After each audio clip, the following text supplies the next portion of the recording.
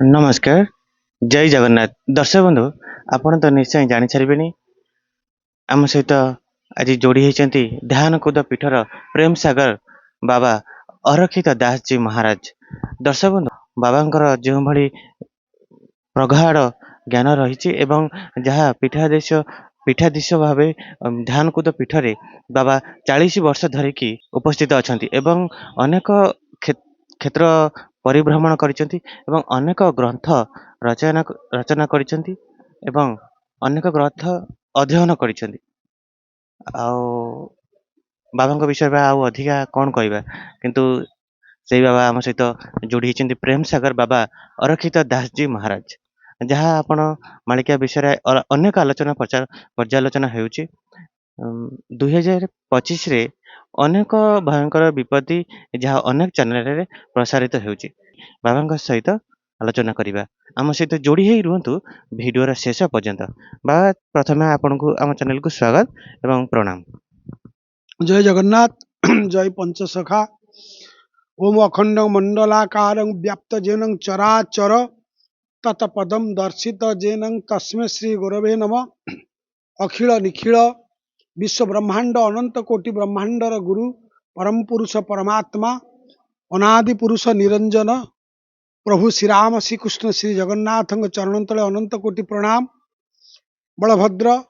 सुभद्रा प्रभु जगन्नाथ एवं सुदर्शन चतुर्धा मूर्ति चरण तले अनंत कोटि प्रणाम। मोर गुरुक्षेत्र गुरुगादी से पीठरे मु बसी। गुरु पादुका आश्रम ये पूजा हुए। पंचसखा जुगर ये पीठ आज को 1500 वर्तमान सहित पंचदश षोडश शताब्दी रे 16श शताब्दी रे प्रतापरुद्र राजुति राजांकर राजुति पुरी गजपति प्रतापरुद्र देवंकर राजुति समय रे पंचसखा माने ए पीठरे पदार्पण करी साधना ध्यान एवं मिलित होइथिले एवं पंचसखांकर प्रत्यक्ष अनुभूति अनुभव ए पीठरे अछि। ए पीठरे प्रभुंकर महिमा बहु भाव रे व्यापक अछि एवं कली जुगरे प्रभु से नीलाटा प्रकट करिया पई पुनी जगन्नाथ एटी मध्य विराजित करछिंती। आ गोटे बड़ कथा पंचसखांकर दर्शनर पीठ ये ध्यानकूद देखिए ओडिशा रे गोटे क्षेत्र जोटी आपण समाधि पाइबे नहीं कि जन्म भी पाइबे नहीं। एठी केवल पंचसखा माने साधना और ध्यानस्थ थिले। ध्यान भगवत विश्व प्रसिद्ध भगवत गीता रे ध्यान संपर्क रे अत्यंत तार्किक भाव आलोचना कराई जे सबुठारु बड़ होउची ध्यान। आपण एनु आना होउची ध्यानकूद। प्रत्येक भक्त आसुचंदी एटा बुझिबा दरकार जे एटा होउची ध्यानकूद। ध्यानकूदरे सब किछि तेना आग ध्यानकूद होउची पंचसखा जुगर पीठ आ ध्यानकूद होउची पंचसखांक ध्यान पीठ। तेणु एठी पंचसखा माने बसिक एकत्रित ध्यान करुथिले। यार प्रमाण बहुविधि रही। आपण गोटे प्रमाण नियंतु हाजीपुर ध्यानकूद पंचसखा स्थान धुनी परे खेल हेब ये कथा प्रमाण। ये ग्रामर ना हाजीपुर। हाजीपुर ध्यानकूद आपण देखिबे ध्यानकूद पंचसखा स्थान ये खेल हम प्रभु लीला हम या चकड़ा मडण ग्रंथ आदि रे उल्लेख करा जायछि। तेणु एटी ध्यानकूद सह ए ग्रामर ना हाजीपुर लेखा अछि। पंचसखा पीठ जी जो करदे बने नेमाल अच्युतानंद पीठ बालीपाटना शिशु अनंत पीठ जगन्नाथ दास 7 लड़ी मठ समाधि पीठ बलराम दास समगरा पाठ समाधि पीठ जशवंत अड़ंग जन्म समाधि पीठ अच्छी। ये सब तांकर क्षेत्र समाधि जन्मर निर्णय अच्छी। किंतु ए क्षेत्र रे 5 महापुरुष एकत्रित अच्युत अनंत जशवंत जगन्नाथ ध्यान कले। यार आउरी गोटे पवित्र वाणी पंचसखा जुगर ज्येष्ठ बलराम दास कहउछंती जे यही राधा कृष्ण प्रेम भावरु आंभे पंचसखा जन्म लभिलु निरते ताहांक पारु से रहु कृष्ण दश गुण निरते गाऊ दुति गो राधा कृष्ण नित्यर पद्म बनु आंभे नऊ अंतर ध्यान कुदे बसी ध्यान जे कलु ध्यान रे पंचसखाए जानिलु हरिशबद हुड़ा हुड़ीनाद आनंदे नाचंती से देव वृंद दुति गो राधा कृष्ण चरण बलराम दास मागे शरण। बलराम दास पंचसखांकर ज्येष्ठ अच्युत अनंत जशवंत जगन्नाथ बलराम बलराम पर जगन्नाथ जगन्नाथ पर जशवंत जशवंत पर अनंत अनंत पर अच्युत एमती कर्मागत भाव ये पंचसखा ତେଣୁ ବଳରାମ ଦାସ ବି କହୁଛନ୍ତି ଯେ ଏଠି ସେମାନେ ଧ୍ୟାନ କରୁଥିଲେ ମହାନିତ୍ୟ ସ୍ଥଳରେ ଅନାଦି ପୁରୁଷଙ୍କ ରାସ ସ୍ଥଳରୁ ଆଦି ଅନାଦି ରାଧାକୃଷ୍ଣ ରୂପରେ ପରିମଣ୍ଡିତ ହୋଇଥିବା ନିତ୍ୟ ସ୍ଥଳରୁ ସେଇ ଆଦି ଅନାଦି ରାଧାକୃଷ୍ଣ ରୂପକ ଆଦି ଅନାଦିଙ୍କ ଅଂଶରୁ ଏ ପଞ୍ଚସଖା ମାନେ ପ୍ରକଟ ହେଲେ, ଏଠି ଧ୍ୟାନ କଲେ। ଧ୍ୟାନ କରିବା ଦ୍ୱାରା ସମତ ଭୂତ ଭବିଷ୍ୟତ କହିଲେ। ମହାପୁରୁଷଙ୍କର ଅନ୍ୟାନ୍ୟ ଗ୍ରନ୍ଥ ଅପେକ୍ଷା ତାଙ୍କର ରାସ ଗ୍ରନ୍ଥ ହେଉଛି ଅତ୍ୟନ୍ତ ବୃହତ୍ତମ ବ୍ରହ୍ମ ବିଦ୍ୟା। ଯୋଉ ଏଇ ପୀଠ ବିଷୟରେ ପ୍ରମାଣ କେଉଁ ଗ୍ରନ୍ଥରୁ ଆସୁଛି? ଏ କଥାର ମୁଁ କହିଲି ଯେ ଚକଡ଼ା ମଡ଼ାଣ ଗ୍ରନ୍ଥ ଏକ, ରାସମାଳା ଗ୍ରନ୍ଥ ଅଚ୍ୟୁତାନନ୍ଦଙ୍କର ପଞ୍ଚସଖାଙ୍କ ମିଳିତ ପଞ୍ଚସଖା ପଦ୍ମବନ ରାସ ପଞ୍ଚମ ଅଧ୍ୟାୟରେ ବଳରାମ ଦାସ ଲେଖିଛନ୍ତି। ଏବଂ ୟାକୁ ମଧ୍ୟ ଅଚ୍ୟୁତାନନ୍ଦ ତାଙ୍କର ଆଗତ ଭବିଷ୍ୟତ ମାଳିକା ପ୍ରଥମ ପ୍ରଧାନ ଗ୍ରନ୍ଥ ଆଗତ ଭବିଷ୍ୟତ ମାଳିକାରେ ଲେଖୁଛନ୍ତି। ଆକୁ ସେ ଗୁପ୍ତ ବୃନ୍ଦାବନ ବୋଲି ନାମିତ କରୁଛନ୍ତି। କହୁଛନ୍ତି ଗୁପ୍ତ ବୃନ୍ଦାବନ ଧ୍ୟାନ କୁଦରେ ମିଳିବୁ ଗୁଜରି ଲୀଳା ଭିଆଇ ଭକ୍ତଙ୍କୁ ତ ଶିବୁ। ନିଘଣ୍ଟରେ କହୁଛନ୍ତି ଧ୍ୟାନ କୁଦ ଠାରେ ନିଶ୍ଚୟ ହେବ କଳିକି ଲୀଳା ଏହାକୁ ଚେତା ରଖିବୁ ଆ ହେ ବ୍ରଜ ବଳା। ତେଣୁ ଏ ଧ୍ୟାନ କୁଦ ଗୁପ୍ତ ବୃନ୍ଦାବନ ଏବଂ ଭଗବାନ କଳିକି କଳିକି ନେଇ ବାଦ ବିବାଦ ସମ୍ବାଦ ବହୁତ କିଛି ଚାଲିଛି ସତ, କିନ୍ତୁ କଳିକି ପୁରୁଷ ଯେତେବେଳେ ଅବତୀର୍ଣ୍ଣ ହେବେ କୌଣସି ଜାଗାରେ ଆମ ଯୋଉ ଭାରତ ବର୍ଷରେ, ମୁଁ କିନ୍ତୁ ଏତିକି କହିବି କଳିକି ପୁରୁଷ ଓଡ଼ିଶାରେ ଅବତୀର୍ଣ୍ଣ ହେବେ। ଆଜିର କୌଣସି ସ୍ଥାନ ନାମ ବାପା ମା ପିତା ମାତା ସ୍ଥାନ ନିରୂପଣ କରିବା, କୋଉ ଗୟା କିଏ କହୁଛି, କିଏ କୁଣ୍ଡି କଟକ କହୁଛି, କିଏ ଯାଜନଗର କହୁଛି, କିଏ କିଙ୍କଟ ନଗର କହୁଛି, କିଏ ଯାଜପୁର କହୁଛି, କିଏ ଯାଜନଗର କହୁଛି। ଏମିତି ଯାଜନଗରର ବିଭିନ୍ନ ପ୍ରକାର ଐତିହାସିକ ପ୍ରମାଣ ଅଛି। ତେଣୁ ପ୍ରକୃତ ଯାଜନଗର କଣ, ଯାଜପୀଠ କିଏ, ଯେ କଳିକି ଯେତେବେଳେ ଅବତାର ହେବେ, ସେ ତ ହେଇନାହାନ୍ତି ହେବେ ନା, କଳିକି ଅବତାର ସ୍ୱତନ୍ତ୍ର ଏକ ସେ ହେବେ। ତେଣୁ ସେତେବେଳେ ପ୍ରଭୁ ସମଗ୍ର ବିଶ୍ୱ ବ୍ରହ୍ମାଣ୍ଡ ଭାରତ ବୁଲୁଥିଲା ବେଳେ ଏଠି ମଧ୍ୟ ପଦାର୍ପଣ କରି ରୂପରେ ଖେଳ କରିବେ। ଶ୍ରୀ ଜଗନ୍ନାଥ ନୀଳାଞ୍ଚଳରେ ଥିବେ, କିନ୍ତୁ ପ୍ରଭୁ କଳିକି ଅବତାର ହେବେ, ଲୀଳା ପ୍ରକଟ କରିବେ। ଧ୍ୟାନ କୁଦ ଠାରେ ନିଶ୍ଚୟ ହେବ କଳିକି ଲୀଳା। କଳିଯୁଗର ପରମାଇ 4,32,000 ବର୍ଷ କେତେ କଟିଲାଣି, କେତେ ଗଲାଣି। ଆମେ ବହୁ ଗବେଷଣା କରି ଜାଣିଲୁ ଯେ 4,32,000 ବର୍ଷ ଯୋଉ କଳିଯୁଗର ପରମାୟୁ, ତା ପାପ ହେତୁ 4,22,000 କଟି ଯାଇଛି। ବିଭିନ୍ନ ଉଦାହରଣ କହିଲେ ଡେରି ହବ, ତେଣୁ ମୁଁ ସଂକ୍ଷେପ୍ତରେ କହୁଛି ଯେ ଏମନ୍ତ ଯେ 4,02,000 ଶେଷ ପଦ, ଏମନ୍ତ ଯେ 4,02,000 ସହସ୍ର ଯୁଗ ହେବ ଖେ କହିଲେ କେଶବ ଶୁଣ ହେ ଅର୍ଜୁନ କଳି ଯୁଗ ନାଶ ହୁଏ। ଏ ଅର୍ଥଟି ଆପଣ ଦେଖନ୍ତୁ। ଏମନ୍ତ ଯେ 4,00,000 ଏକବିଂଶ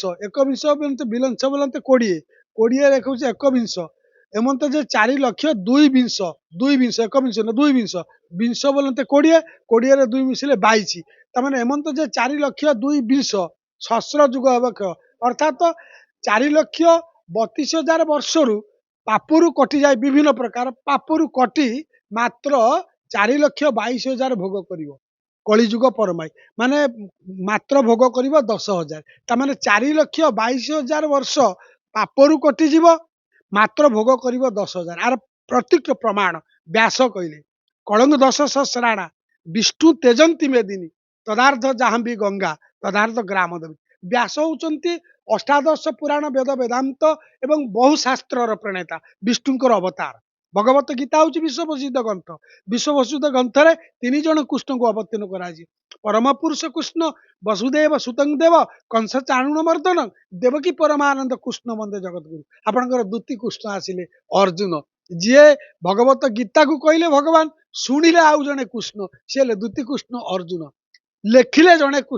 କୃଷ୍ଣ ଦତ୍ତାପାୟନ ବ୍ୟାସ, ବ୍ୟାସାୟ ବିଷ୍ଣୁ ରୂପାୟ ବ୍ୟାସ ରୂପାୟ ବୈଷ୍ଣବ। ଭଗବତ ଗୀତାକୁ ବହୁ ବ୍ୟାଖ୍ୟା କରୁଛନ୍ତି, ବିଭିନ୍ନ ସଂସ୍କରଣ ମୁଁ ପଢି ସାରିଲିଣି। ଶହ ଭଗବତ ଗୀତାର ବଡ ବଡ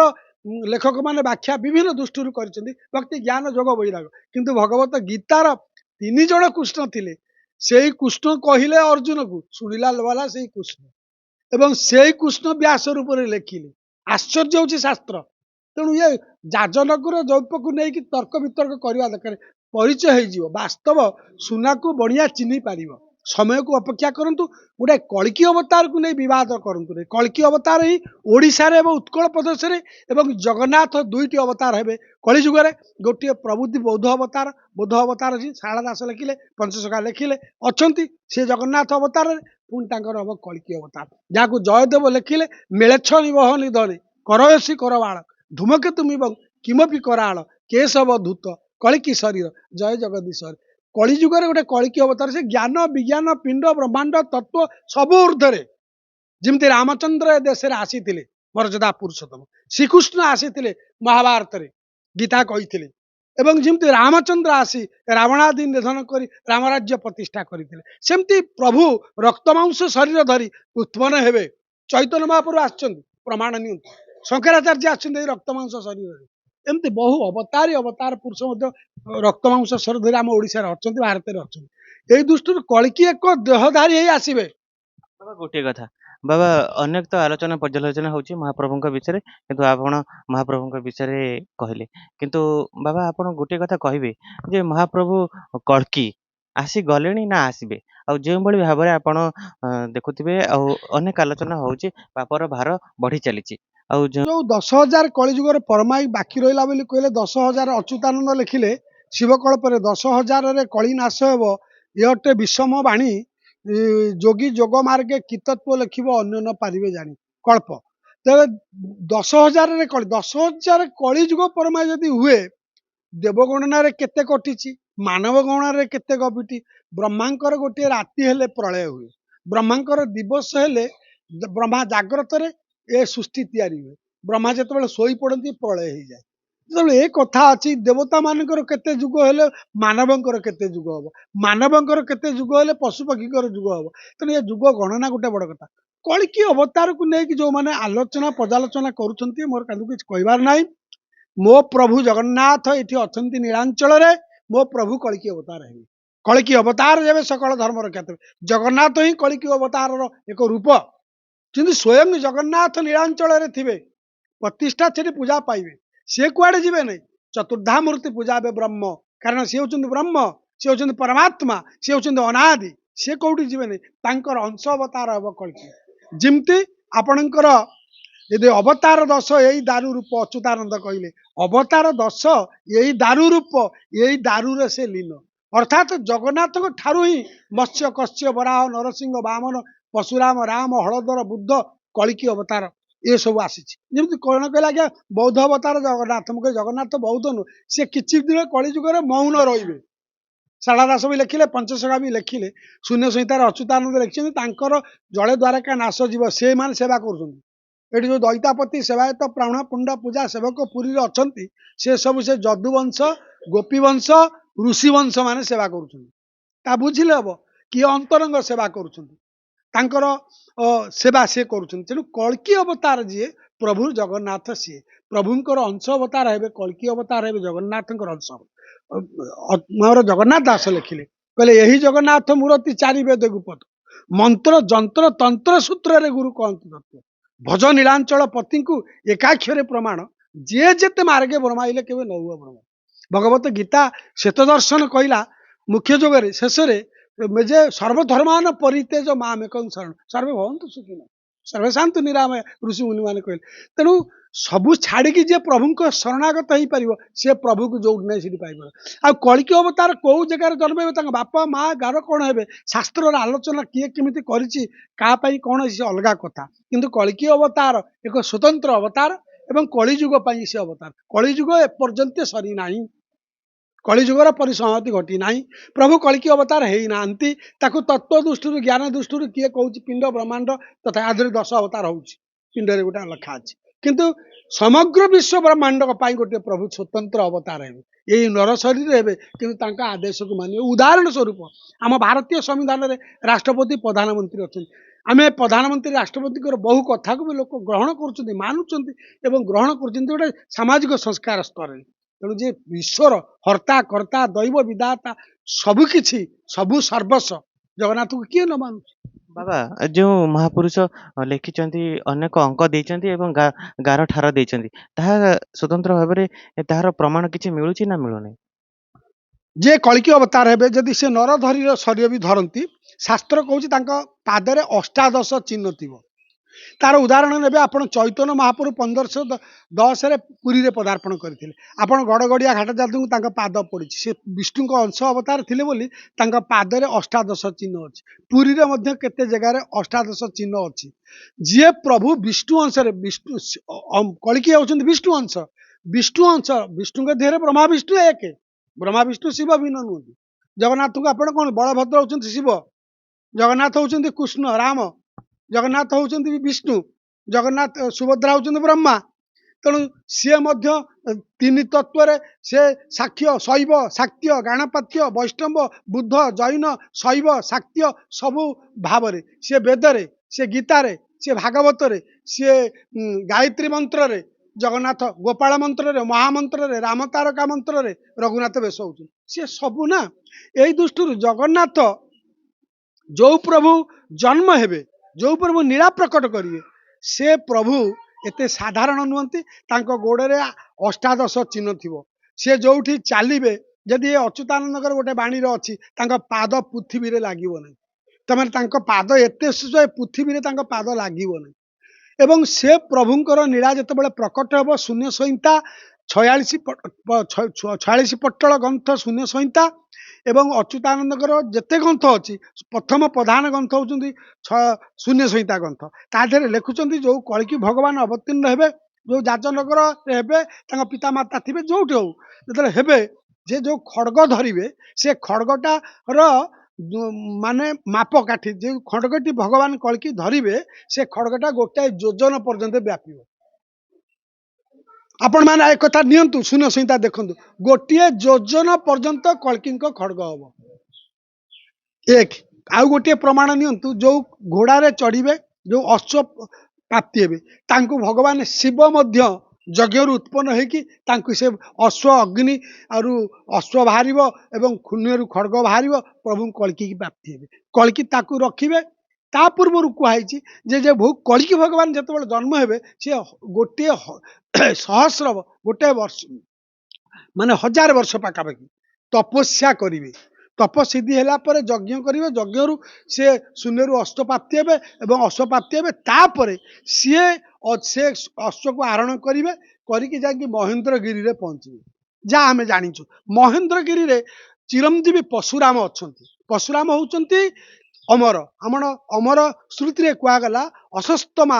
ବଲିବ୍ୟାସ ହନୁମାନ ବିଭୀଷଣ କୁରୁପ ପଶୁରାମ ଶୈବ ସତ୍ୟତଂ ଚିରଜୀବିନ ये 7 जन मार्कंड भी अच्छा मार्कंड को नेले हम तेणु सप्त चिरजीवी रे अमर होउछन्ति परशुराम तेतेयार राम अवतार तेणु सी रही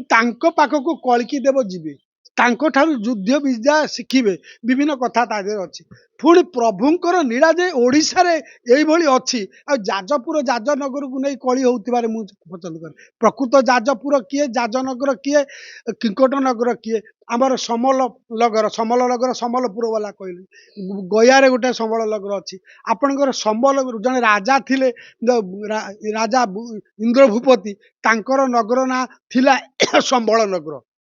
नंदा इंद्रपति जगन्नाथ लिखे बड़ ऐतिहासिक बहुत दिन तले संबल नगर बोली तेणु ताकू नहीं किए कौन आलोचना कले कि ना कि कलिकी अवतार ओडिशा रे बहु खेलालीला हम आशार मुख्य मानचित्र होउछन्ति कोणार्क मंदिर जाजपुर भितर खेल मु गोटे श्लोक कही केते थर गणे नारायण रुद्रे अंबिके भास्कर तथा भिना भिन्न नकर्तव पंचदेव नमस्तुते ये जो श्लोकटी नीतिदिन आमर मांगलिक काम पढ़ाऊँ आपड़ देखु भारत में पृथ्वी रे भारत में बहु जगह गणेश रही बहु जगह महाराष्ट्र में गणेश पूज्य भगवान द्वापर जुगे श्रीकृष्ण लीला द्वापर रे पूज्य बहुत व्यापक एवं अयोध्या राम को लीला व्यापक आमर जगन्नाथ लीला उत्कल सर्वव्यापक अंतिम लीला एवं शेष लीला ये सत्य बद्रिका तेतयार अयोध्या राम एवं द्वापर द्वारका गोपपुर गोप वृंदावन मथुरा द्वारका प्रभु लीला कले कली जुगर शेष लीला तो भगवान प्रत्यक्ष लीला हूँ नीलांचल भगवान वर्तमान केवल ओडिशा अच्छा से सबुआड़े अच्छा किंतु प्रत्यक्ष नीला हूँ ओडिशा श्रीक्षेत्र नीलांचल धाम एथेर सन्देहर अवकाश ना आउ जगन्नाथ नीति कांति सेवा मिति गजपति राजा ठारू शंकराचार्य पर्यंत पूज्य शंकराचार्य पर्यंत सेवा अच्छी जिते दैतापति सेवायत सेवा अच्छी जिते प्रकार भोग वेशभूषण अच्छी जिते प्रकार आलोचना पर्यालोचना करा जायछि शास्त्र प्रणय को नहीं बोधे पृथ्वी रे एते शास्त्र नहीं राम को विषय कृष्ण भितर पाइबे भगवान से निश्चय तेणु जगन्नाथ होउछन्ति सबु सर्व तेणु जगन्नाथ ही को ही केंद्र करके कलिकी अवतार ही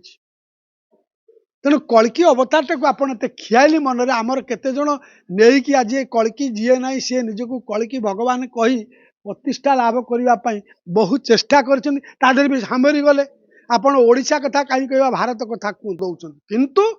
मु निश्चित भाव 40 वर्षर अनुभव अनुभूति मो प्रभु जगन्नाथ ओडिशा रे सर्वघटरे खेले किंतु तार आदि अंत किछि कली होउनी जाको महापुरुष लेखिले अच्युतम गुरुदेव कौन कहले आदि अंत किछि नाही तार अनंत नाम होइला निखर च्युत नुहे से नाम अच्युत सर्वमंगल नाम जगन्नाथ सबु नाम सही सबु ग्राम सही सबु तत्व सही सबु तथ्य सही सी ही अवतारी सी ही अवतार सी ही कलिकी हेबे आउ कहीं नुह तेणु दुईटी अवतार आमर निर्दिष्ट होइछि ओडिशा रे बौद्ध आउ कलिकी तेणु कलिकी अवतार जेबे सकल धर्म रक्षा किंतु से प्रभु ओडिशा रे जन्म होइकी नीला कले भी सुधा समग्र विश्व ब्रह्मांड भारत वर्ष भ्रमण करी लोकंकर कल्याण करिवे एमती जो जिनिसटा ताको आमे एते किए ज्ञानी गुणी लोक ताको पिंड तत्व अनेक लोक कहते बाबा ज्ञानी लोक एक कथा कहले अरे ज्ञान कहले भी सुधा समाज गोटे पिंड ब्रह्मांड एकमत पिंडरे जहाँ अच्छी सूक्ष्म किंतु स्थूल सूक्ष्म स्थूल अच्छी बहुत स्थूल जगत देखा मठ मंदिर देउल सब अच्छी प्रभु नीला प्रभु दी प्रकार नीला करते गोटे स्थूल जगत करते गोटे सूक्ष्म जगत करते सन्थ मान सूक्ष्म जगत देखिपारती त्रिकुटे ध्यान बल जोग बल साधना बल किंतु साधारण लोक देखिए केमती स्थूल जगत देखिए जगन्नाथ रथ हूँ स्थूल जगत देखुं आम ये मंदिर टाक स्थूल जगत देखु सूक्ष्म जगत मंदिर ये शरीर गोटे मंदिर आर पिंड षड़ चक्र निरूपण बाबा प्रभु जो आसबे प्रभु निजे कहबेनी जे मु प्रभु बोली जी हर्ता कर्ता दैव विधाता विश्व ब्रह्मांडर प्रभु ये तो मत आश्चर्य लगुच क्या तो आम कहबू ना क्या मन दुख दबा ना कल्कि जो शब्द तुम पार्टी केमती पशुचे जे कल्कि जो शब्द ये केड़े बड़ प्रभु तांकर महिमा केते तुम जी ना सी कल्कि फल्कि कति नहीं आलोचना करी जहाँ कत भूल अत्यंत भूल प्रभु से अनंत कोटि ब्रह्मांडर जी हर्ता कर्ता समग्र विश्व ब्रह्मांड को उद्धार करने राम अवतार राम कहते मु राम मु भगवान कोठी कहते भक्त अनुभव कर हनुमान अनुभव कर गोटे पत्थर पकई दौरान बुड़ीगला सी प्रभु निजे समस्ते पत्थर पकाउछन्ति भासिला किंतु प्रभु जमी पत्थर पकईले बुड़ी गला हनुमान रुचिकी देखी देते महाप्रभु से शंकर स्वयं केशरी नंदन महाप्रभु से शिव अवतार ना बुड़ीगला प्रभु देखिले निजे प्रभु भी कन्फ्यूज हो गए कहले राहिर हनुमान देखीदेला मु पत्थर पकईला बुड़ी कौन कर प्रभु चरण धरले हनुमान कहले प्रभु कहीं आपण जहाँ छाड़देवे सी रही आप रखी पकईदेवे सी रे निश्चय बुड़ीज ना तेणु आम सब पकाउे बोली भाषुचे आम हालुकार अच्छु आपण बहुत ओजन भीतर कथा बहुत वक्ता मैंने बहु रूप कहते राम के कही मु भगवान तांको अनुभव कराइला भगवान बोली एमती कि पवित्र ध्यान को दौर पंचसखांकर पीठ कल्कि अवतार संपर्क में पंचसखा माने प्रकृत पथिग्रंथ लिखिं गवेषणा ध्यान को आपण मनन कले जापर एत सहज नुह एवं कल्कि अवतार कली भागवत अच्छी शून्य संहितार अच्छी कल्कि अवतार विषय भागवत द्वादश स्कंद अच्छी कल्कि पुराण अच्छी भविष्यत पुराण अच्छी विष्णु पुराण अच्छी एमती अनेक काव्य माने अनेक महाकाव्य मानक अष्टादश पुराण रे भगवान कल्कि अवतार विषय कम बेसी आलोचना होती पिता माता गुण होती टोटाल गोटे पिजु करा जाऊ गवेषणा करा जाऊ अष्टादश पुराण वेद वेदांत जिते अच्छी कल्कि अवतार कौन कौन सी जन्म हेबे पिता माता किए कौन से संबल नगर कौन से जाजपुर कहीं से कल्कि अवतार हेबे कौन पाई हेबे या आम ओडिशा सरकार गोटे प्रयास करू बहुत साधु सत अच्छा तथ्य नहीं गोटे मैगजीन करा जाऊ जे कल्कि अवतार कौन प्रकृत में जाजपुर कहीं प्रभु जन्म हेबे कि नहीं बैतरणिक कौन हम ये जो कथा लिखाई अका केते लोक नहीं संबल ग्राम को नहीं मतंतर होते क्या मत कौन अच्छी ये तो सत्य कथा जगन्नाथ ही सबू जगन्नाथ को छाड़ा कि ना सी ही कल्कि बाबा समय तो कम बाबा शेष खाली संक्षेप खाली कहबी जो भाव में आलोचना पर्यालोचना होउची एवं महाप्रभु कल्कि विषय आम जहाँ जाना पाइलु महाप्रभु आसी ना महाप्रभु जो आसवे से ब्रह्मांड रे संकेत कौन रहे विशाल परिवर्तन समग्र विश्व सत्य जुगर आगमन हेले कल्की आगमन हेले माने सुवर्ण फुलवन माने सूरदास गोटे जगह कहते संभवतः 2000 के ऊपर गोटे गति भविष्यवाणी शुणी संभवतः 2000 के ऊपर ऐसा जोग परे पूर्व पश्चिम उत्तर दक्षिण बहुदिश काल फिरे अकाल मृत्यु जग में बापे प्रजा बहुत मरे दुष्ट दुष्ट को ऐसे काटे जैसे काट धरे रे मनो धीरज को नहीं धरे संभवतः 2000 के ऊपर ऐसा जोग परे पुणी कहले ये 100 युग सहस्र युग तक सतयुग बीते यहाँ पर धर्म की बल बड़े सुवर्ण फूलवन पुथिफर फले सुख की दशा फिरे सूरदास हे हरि का नीला कोई टारे नहीं टारे कई टाली पारिबनी बड़ा को हाड़ीदास कहले कहले टलिबो नाइटी एक कथा निश्चय होइबो दिने ताकि रही चंती भरोसा करी भक्त माने ठाब करियोछि अमरा बत्ती पूर्व कणर ठीक पद बाची कहले हाड़ीदास कमार मुठ अनैछि अच्युतानंद कहले पूर्व भानु बा पश्चिमे जीव अच्युत वचन च्युत नइब पर्वत शिखरे फुटिब कहीं अच्युत वचन च्युत नुह तेणु सी बाणी टाळिब नहीं पृथ्वी फाड़ हेले ही हम अच्युत वाक्य अन्यथा नइब एडे बड़ वाक्य तेणु महापुरुष मैंने लिखिं वाक्य बाणीर वास्तवता अच्छे महाप्रकृत मालिकार वास्तवता अच्छे तेणु कल्की अवतार प्रभु यही ओडिशा क्षेत्र में एक स्वतंत्र भाव प्रकटित हेबे समय बहुत बाकी अच्छी एवं हम यही प्रभुंकर लीला प्रकट हम तेणु ये बड़ी कथा तेणु कल्की अवतार एक स्वतंत्र अवतार एवं कल्की अवतार आग को बहुत किछि अच्छी सुवर्ण फुलवन फुटिब फूल फुटिब खाली सेतिक नुह माने जेतेबेले अभाव बोली किछि रहबे माने एमिति सत्य जुग आसीजिवो जे राति पाइले माने राति पाइला बेलू लोक चेंज हो समस्त मुठे सत्य बाजिब रात्र सकले निद्रा जाइथिबे सकाळु उठिण सत्य जे भाषिबे सब कूट कपट माया चंद्र मनीष मन पड़े एवं सुवर्ण मान पड़िथिबो बाटघाटरे ताकू कौन बोली लोक पचारे सत्य जुगे जहाँपाई अच्छे एवं से फाल्गुनर कथा को कह गले 16 वर्षर सुंदरी झीटीए राति अधरे गीत गायकी नाचुथब माने सुरक्षित माने एभली सत्य जुगर आगमन हम अभाव अनटन रही तादर प्रभु कहते मेलछ कौन संहार मेलछ बुद्धि जे थी संहार करेंगे